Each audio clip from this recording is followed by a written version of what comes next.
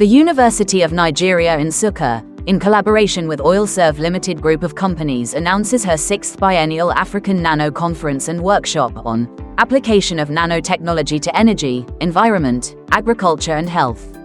Theme: Nanotechnology, a catalyst for industrial development and national transformation. Scheduled to take place on the 14th to the 19th of July 2025. Keynote speakers: Professor Ajayan Vinu from the University of Newcastle, Australia.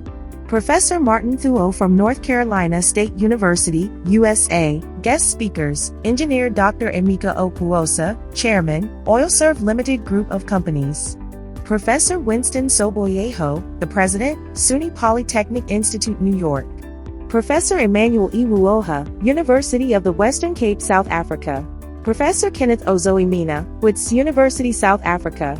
Professor Malik Maza, Ithurmba Labs and UNISA, South Africa. Professor Justice Ndukaifu, Vanderbilt University, USA.